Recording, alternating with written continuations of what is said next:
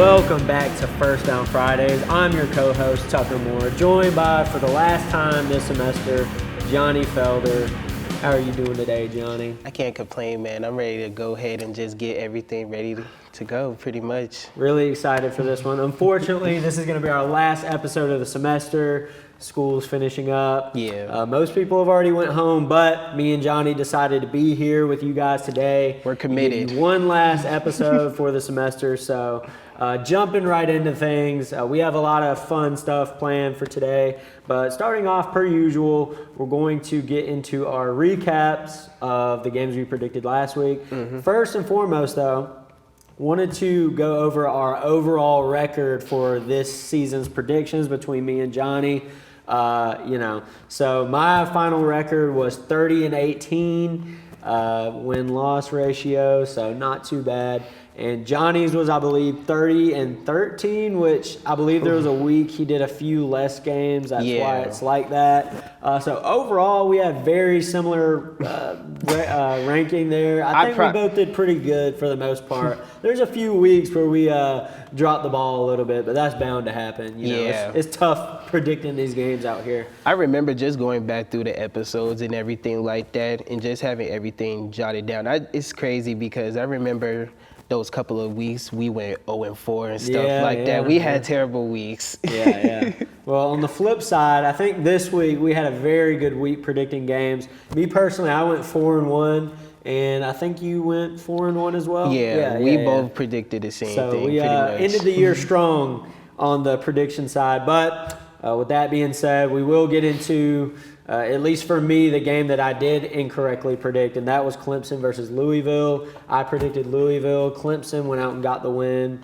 I just think Clemson, at the tail end of this year, they've started to find their groove. They started to really be just more of a cohesive unit as a team. They've got a couple of quality wins the last couple of weeks, with last week beating Florida State, this week beating a number 19 ranked Louisville team. Great win for them. I wasn't completely oblivious to the fact that they might have won, but they did. They went out and played a great game and got a close win versus Louisville. It was most definitely a great team win for Clemson. I really think this is a confidence booster, especially since they're not pretty much knocking them out of the top 25 potentially, or just moving down in the rankings, and it could head going into the end of the season going for Clemson, especially going against South Carolina, and that game is in Columbia, so who knows who will win pretty much for that game, I'm going to say. And a big win for them as far as getting to a bowl. Now they're just one win away from becoming bowl eligible, and they're hoping to get that win next week. I forget who they play, but it's a cupcake game as far as I'm concerned. But anyways, getting into the next game, and I don't know how much I want to talk about this, but South Carolina and Texas A&M, we all saw what happened. Just an absolute collapse from the Gamecocks. I believe it was the largest comeback in SEC history. It is terrible. I think it was. I believe there's the stat. I think everybody's seen it. Teams were 0-286 when trailing by 27 points. Oh, wow. Or more, and now they're 1-286 with, obviously Texas A&M completing the comeback.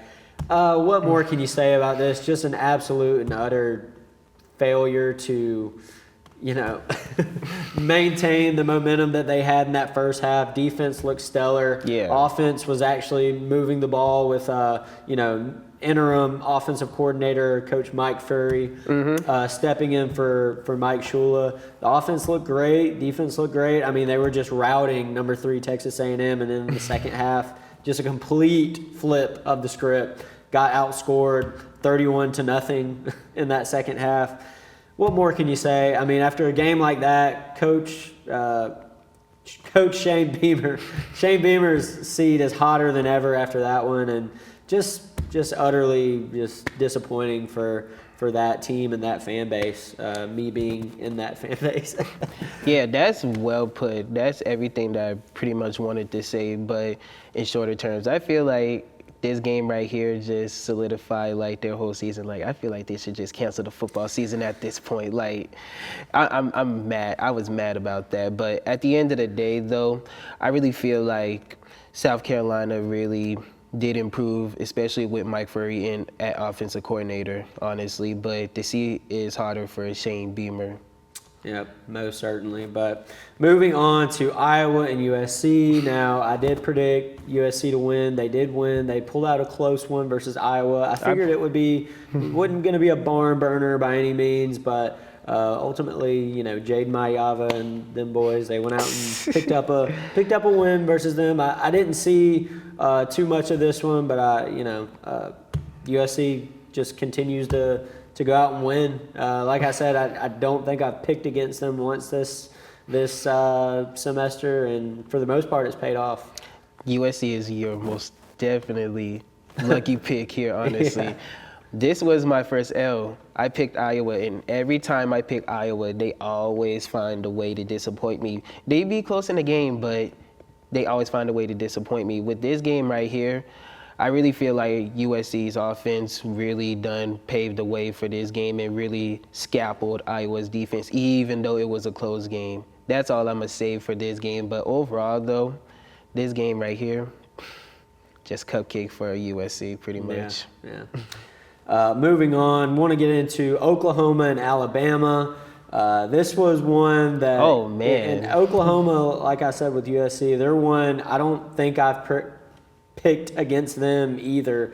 They've been kind of the darling of this podcast for me as far as picking them, and they went out and showed why I picked them, upsetting Alabama.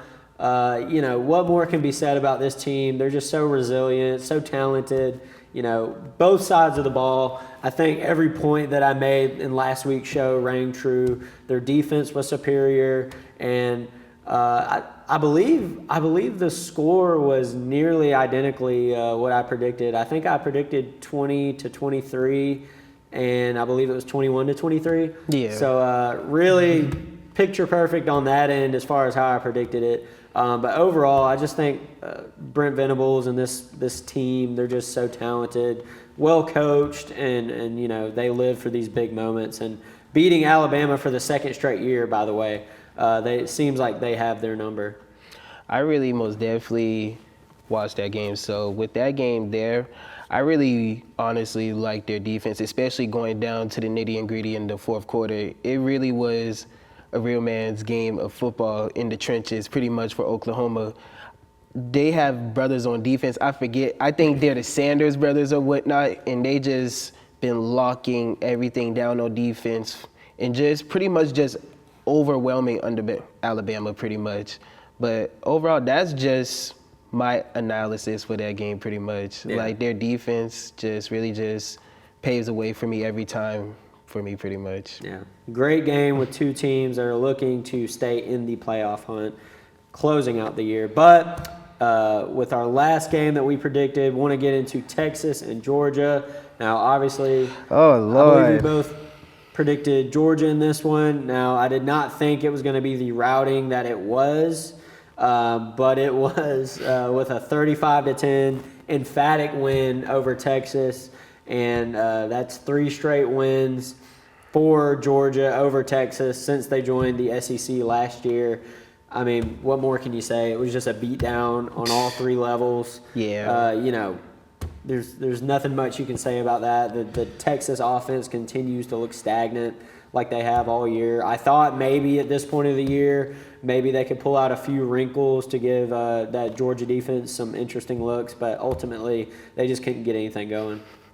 For that game right there, I really just watched the first 2 quarters, and it was just like I just turned it off. Like, that's how disinterested I was in it. I'm not going to lie to you. I really wanted Texas to upset Georgia pretty much, just because I wanted the playoffs to shake up pretty much. But unfortunately, Georgia came and had other plans pretty much. Yeah, Kirby Smart, I mean, I don't know what he's, maybe it's the ties with Sarkeesian. Maybe he just knows him like the back of his hand. But just yeah. pretty much just stick a fork in Texas because they're just really just done. Yeah, I mean they're out of the playoff picture at this point. But with that win, Georgia did jump into the top 4 in the newest college football playoff rankings. Right. But that's going to do it for our recap, and that's actually going to be our final recap of the year. This week we won't be predicting games since it's our last show, and we can't get back to you guys next week. But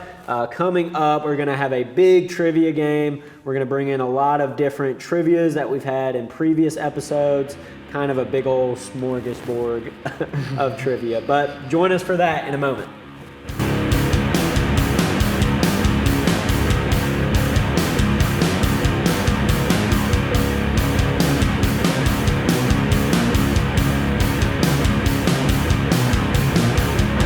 Welcome back to First Down Fridays. I'm your co-host, Tucker Moore, joined with Johnny Felder. And now time for our final trivia game of the semester. I know everybody at home is sad to hear that one, but we brought in a lot of fun trivia games for you guys and for us as well. We pulled some old trivia from some of our previous episodes.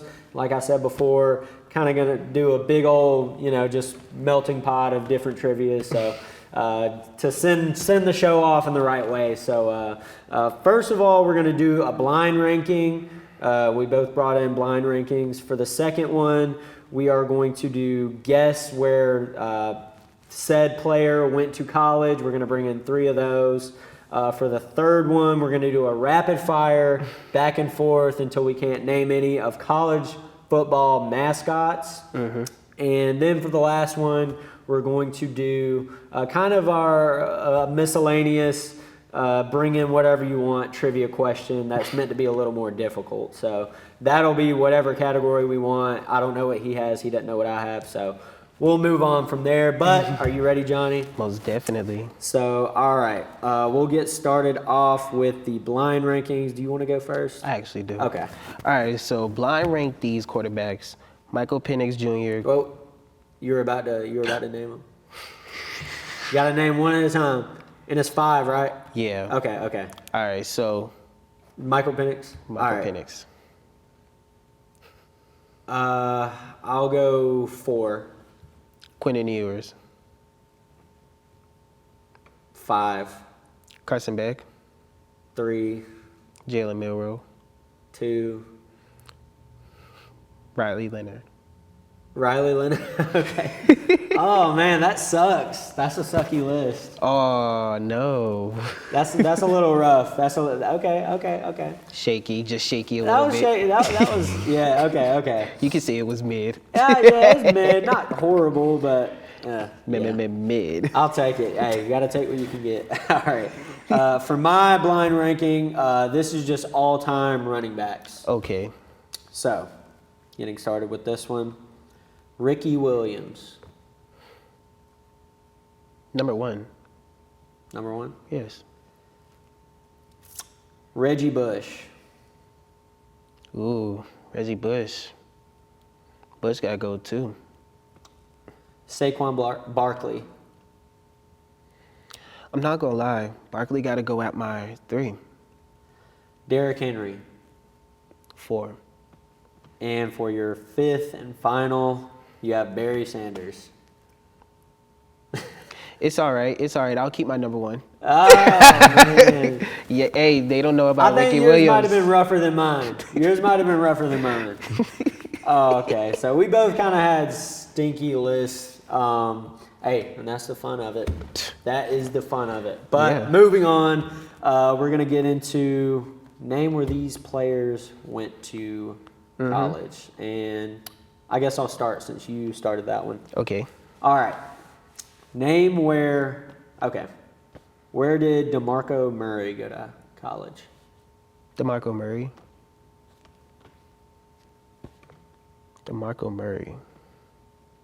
You pulled a name out the bag. Was it UNLV? No. Oklahoma State? No. Bro, he went to some school. Bro. You're close. It's somewhere out west. Nevada? No. It was Oklahoma. You're very close. Very Bro, close. what? All right, if you want to go ahead with one of yours. Where did Doug Flutie go? Notre Dame. Whoa. Doug Flutie.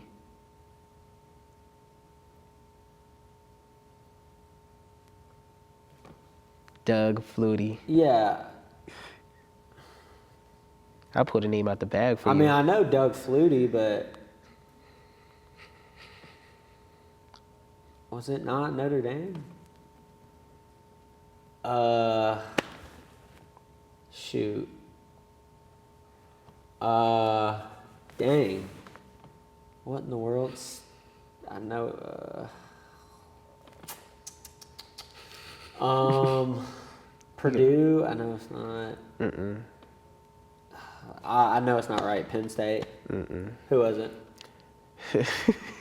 Boston College. Oh, Boston College. Okay. Dang it. Okay. That's a good one. Come on, man. All right. Moving on. Where did Antonio Gates go to college? Antonio Gates. These are pretty tough. I'm not gonna lie. Antonio Gates went to Michigan State. No, Kent State. Yes. Good. I did not think you would get that. All right. Where did DeMarcus Ware go? Oh.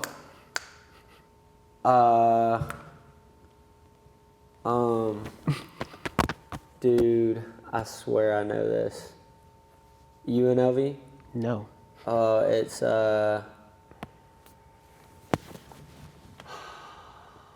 South Carolina State. No. I know this. SMU? No. He went to Troy. My buddy just gave me that trivia the other day. Okay. Come on, man. All right. For the third and final one, Khalil Mack. Khalil Mack, University of Buffalo. Yep. It's so crazy about him because That was kind of the easiest one. I was about honestly. to say, I remember him in the NCAA game. Yeah. His ranking was so garbage. And That was why he wore number 46. Yeah, I was He about to 46 say. overall. All right, my last one, Darrell Revis. These are tough. What? You don't know where Darrell Miami? Revis? No.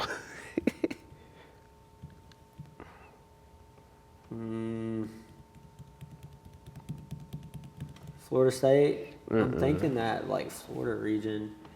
I could be wrong. Yeah, go up, brother. I don't think I'm going to get it, but I'll throw out Maryland. I don't know. No, he went to Pitt.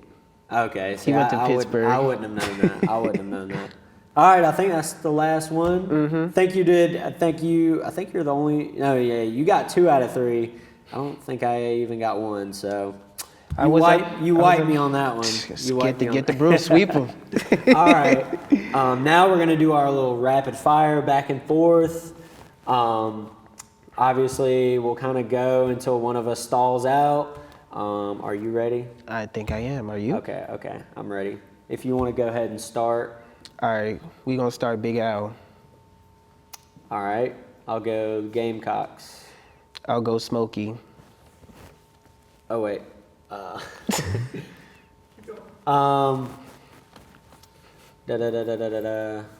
go the Cougars. I go Mike the Tiger. I mean, you don't have to specifically name the mascot, but if you can if you want. Okay. Oh. The Vandals. I go Bevo.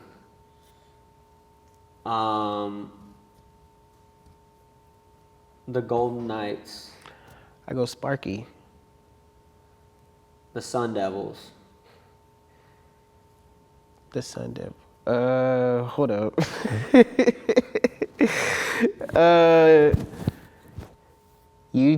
Oh my God.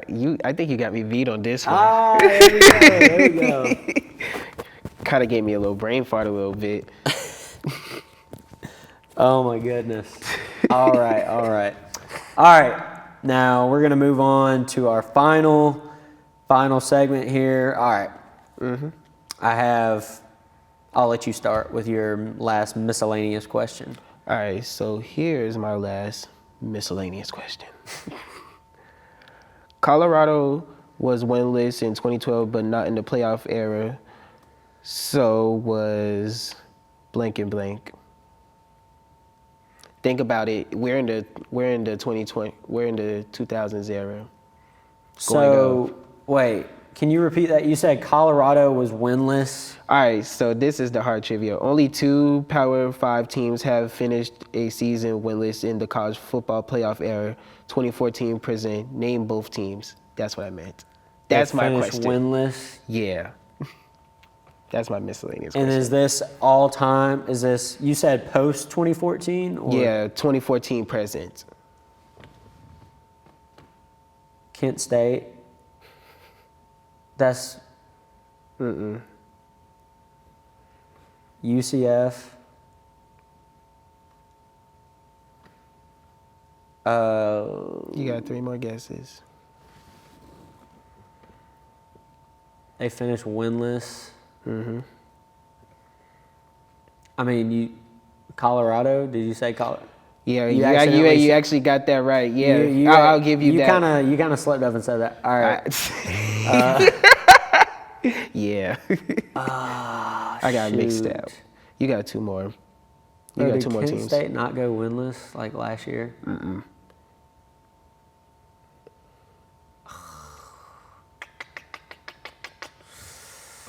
I'll just throw out Kennesaw State. I don't know.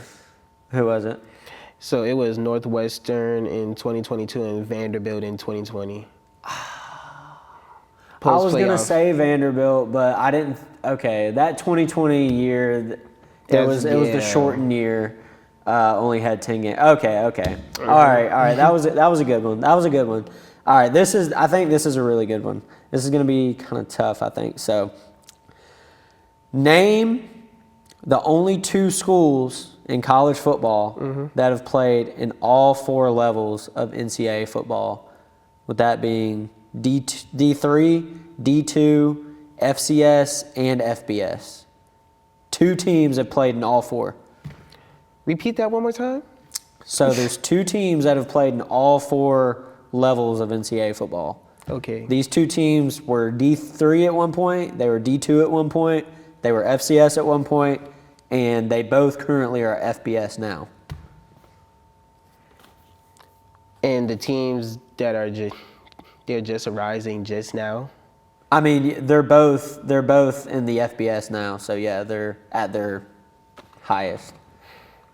But at once they were D3, D2. They got to be Conference USA or somebody. It's 2 teams. Sam Houston State. I know they was never no D2, D3. Kennesaw State? No. No.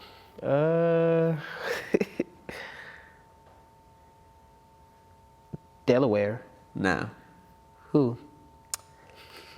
JMU, James Madison University, I forgot. Wow. and UCF, actually. I didn't know that. I think I would have known the James Madison one. but- I am not gonna lie. That yeah. would have been. That was a thought tough out, so one. I had to pull out a tough one for the last one. That was a tough one. You pulled out your bag for that. Yeah. But that's going to do it for this week's and our final trivia. Hope that was fun for you guys. Hope it was challenging. And most importantly, hope we both had fun doing it and messing each other up. But that's going to do it for trivia for the final time, like I said. But in the next segment, it's going to be our last segment. We are going to get into our picks for the national championship. Well, in the future. Kind of our implications, our outlooks on how this season has gone and where it's going to finish, since we won't be able to finish it out with you guys. But join us for that in a moment.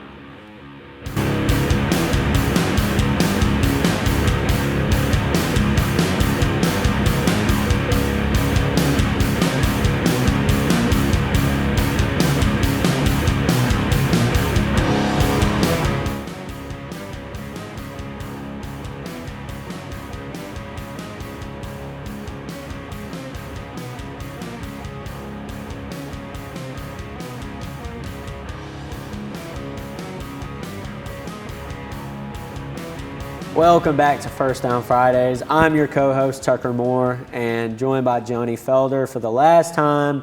We're going to kind of have our closing segment for the semester and for the show. And ultimately, we just kind of want to get into some of the big picture aspects of how this year is going to finish up, who we think will ultimately come away with that national championship, and maybe even some Heisman talk. Obviously, since we won't be able to share seeing the conclusion of this year with you guys, we want to at least give some of our predictions. That way you can carry that on and bet all your hard-earned money based on what we say, because we know that you guys do that. So, getting into this. So, Johnny, I'll just let you take the floor with who right now stands out the most to you as far as who is maybe leading the pack within this national championship or just playoff discussion in general. If you really want me to keep it 100 with everybody, I really feel like Texas Tech and Oklahoma has really stood out to me. Not only that they're top in offense, but defense too, but they get it all done 4 quarters. Like, it really doesn't matter to them pretty much. They get it done from start to finish. And I really think overall, though, that Oklahoma is going to really push harder and harder for even more of a lower ranking, especially in the playoff run, even though they're already in it pretty much. And as for Texas Tech, they're already in it, and pretty much they have all the momentum right now. My thing with them is really just their defense. I really just love their defense and how they can really just shut everything down. And their recruiting class is always just tough every year, especially with them being in the portal so much. And they're just recruiting all that talent just so they could get the program up and running. I really just like what they're doing overall. Yeah. I mean, completely agree with you on that aspect. I think it's really been – I saw a lot of talk in the offseason about them coming in and being a different team this year. I didn't believe it. I didn't think I'd see it this soon like I have, with this team. I mean, they're just, so talented on both sides of the ball. And, sometimes you can either, kind of go broke in the transfer portal and, end up kind of how Florida State did a year ago, or you can come out on top and really pull in some quality guys, kind of like Texas Tech has. But in my eyes, I want, they're kind of one of those Cinderella teams in my eyes, even though they're, number 5. But, it's, when you're talking about Texas Tech facing up with, I don't know, a Georgia, a Texas A&M, a Ohio State, a Oregon, like, you're not going to have that same confidence as you would in these big name brand schools. Right. In that aspect, I think they're really a dark horse. But if I had to put money on, a team or two that I think are really going to push and have proven that they can do that in past years with their respective coaching staff, I'd say Georgia and Ohio State really, I think they're a little, ahead of the curve as far as, their resumes. Well, Georgia's resume is great. Ohio State's resume, on the other hand, a little, suspect. I mean, not the best strength of schedule, but I say resume as far as the fact that they went out and won the national championship just last year. Right. Granted, it is hard. It's really hard to go back to back, but we did see a team like Georgia do it a few years ago. I just think they're just so talented. Quarterback Julian Sayin, I really don't even think we've covered an Ohio State game this year. But we really haven't talked about. Well, I think that just goes to show their lack of competition. If we're being honest, because we try to cover the biggest games each week, and Ohio State hasn't come up because they haven't played any big games. They have like an Indiana type of schedule. How they did last year, yeah. Yeah, like that's what I feel like for them, and that's why I feel like we haven't covered them so much. And they go out every week and just punch these teams in the mouth, and it's just like, what's the point? Yeah, and speaking of Indiana, obviously they're firmly in that number 2 spot. I mean, what a great season for them. How they've shown that they can hang with anybody. You look at games like a couple of weeks ago with Penn State, although, the outlook on Penn State isn't that great, it's still Penn State. Right. They still went out and won a gutsy, really close game. There's just so many teams in this hunt are really, really firmly in there, and I think anybody could win in these. But if I had to have a dog in the race, a horse in the race, whatever you want to call it, I don't know who does dog racing, I'd have to go with Georgia. I just think, overall, of course the talent is always going to be there with Georgia. Of course the excellent coaching, both offensively and defensively, and head coaching with Kirby Smart is always going to be there. Mm-hmm. Not only that, but I think their resume really speaks for itself. They have maybe the best resume in the country, in my opinion, with their one loss coming to Alabama. But they went out, they smoked Texas, they beat Tennessee, in that thriller of a game. Just went out and they have some huge wins this year. So overall, if I had to pick one team, I would probably have to go with Georgia. And obviously, there's a handful of teams that I would love to see make a run, like Oklahoma. Mm-hmm. Like I said, they're kind of my go-to pick as far as these games go. Even teams like a Notre Dame that have really heated up after starting 0-2, they're now 8-2. Right. Sitting at number 9 in the rankings. And after last week, as impressive as it was, Texas A&M went and got that comeback win versus South Carolina. I think it shows a lot of resilience, a lot of belief in themselves.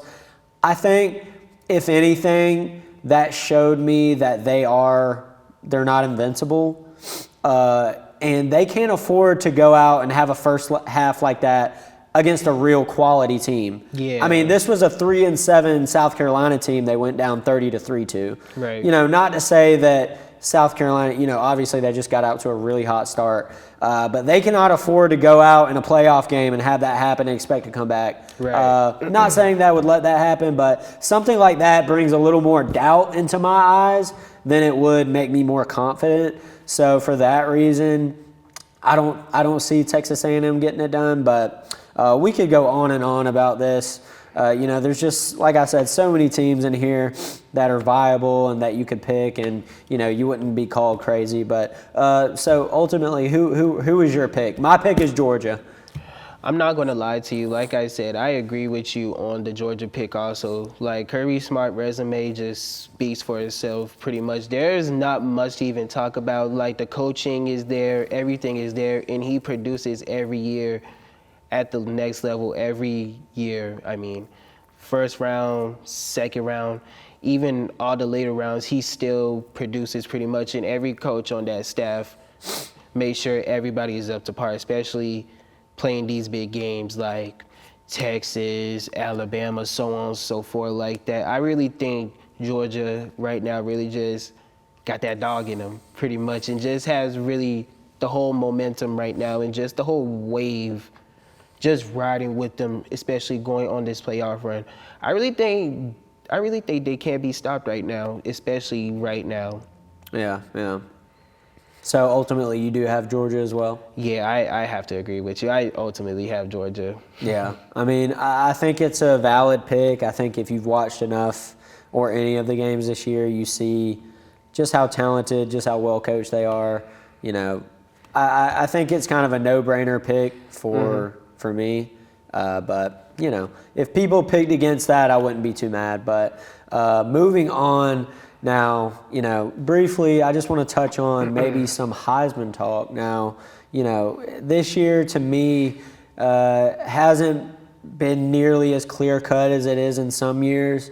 You have years where who's getting that Heisman, or it's between these two players rather. Yeah. Like last year with Travis Hunter and Ashton Genty. By this point of the year, it was just a 2-horse race. I'm not gonna lie to you. My fault for cutting you off. off. No, you're good. I felt like Travis should have won. Yeah, no, I agree. I think I mean, it was one of the most impressive. Both of them, you know, if it were any other year, Ashton Genty would have won that. Yeah. But I just think, you know, we've never ever seen a player like Travis Hunter succeed on both sides of the ball like he did. Especially our absolutely age. elite on both sides of the ball. We've never seen that before.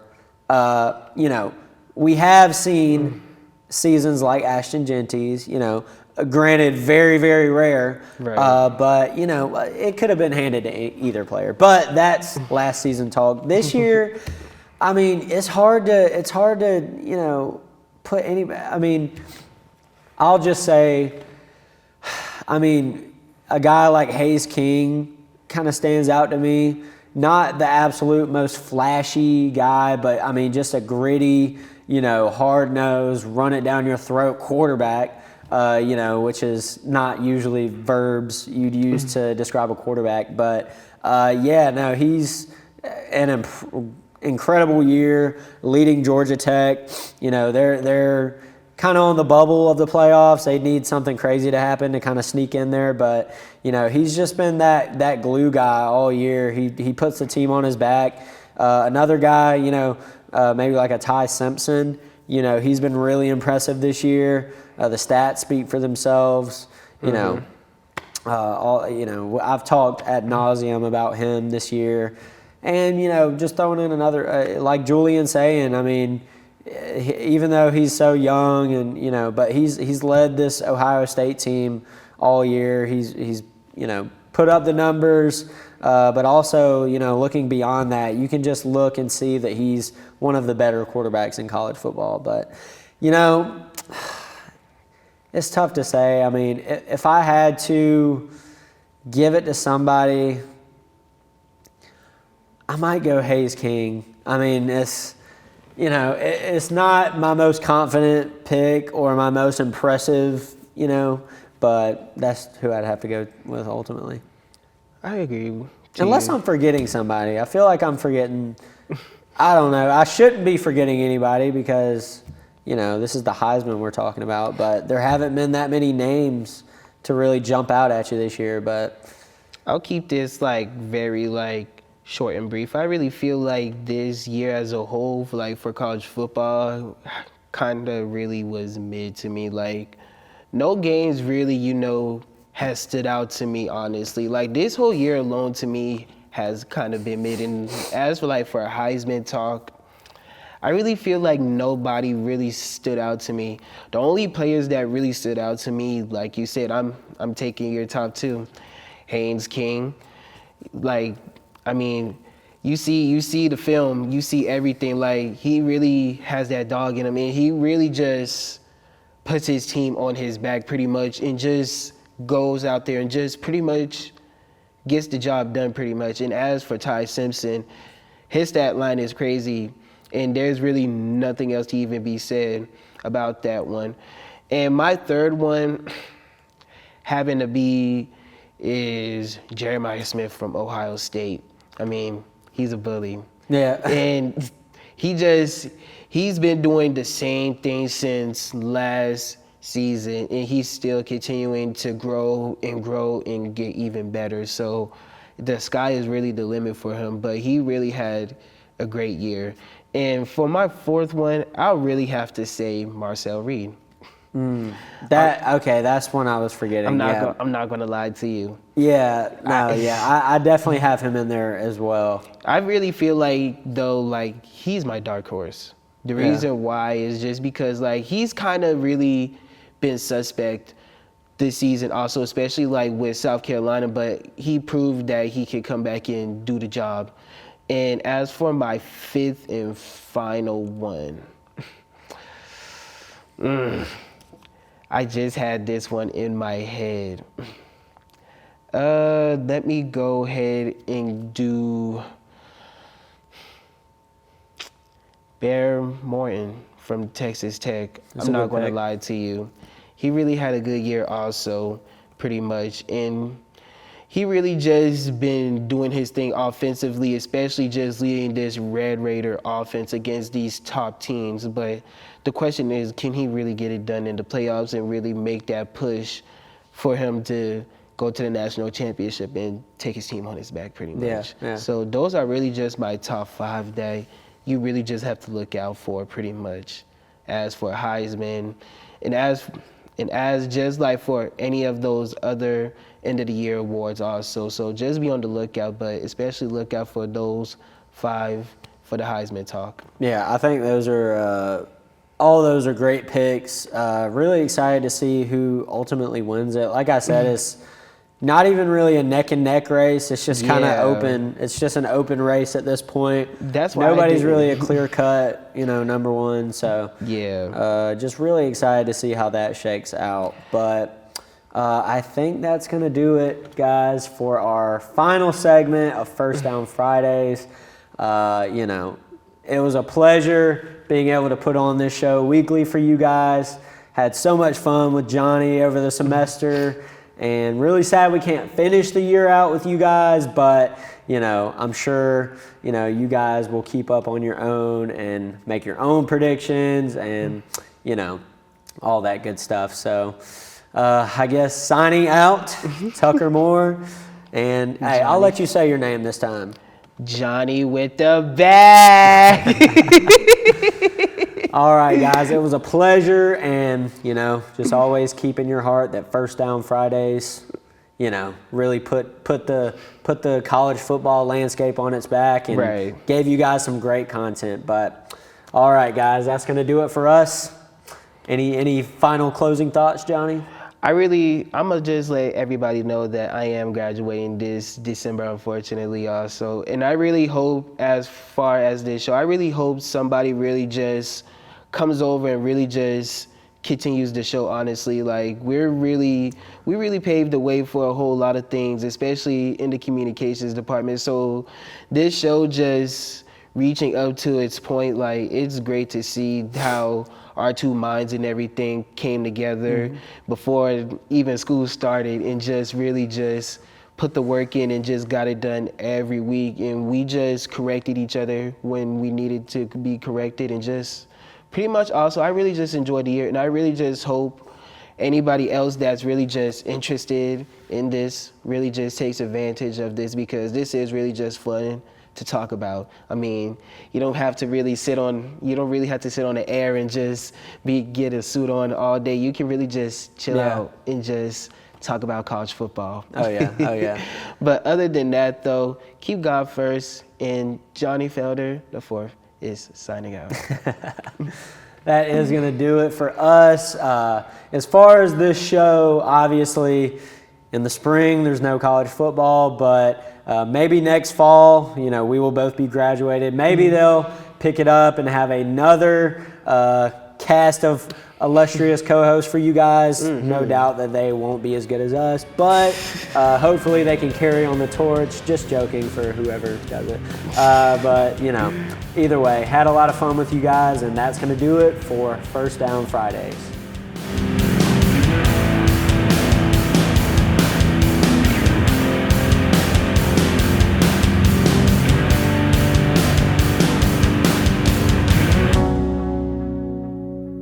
All right. Oh, what a heartfelt goodbye. That was a long episode. Yes.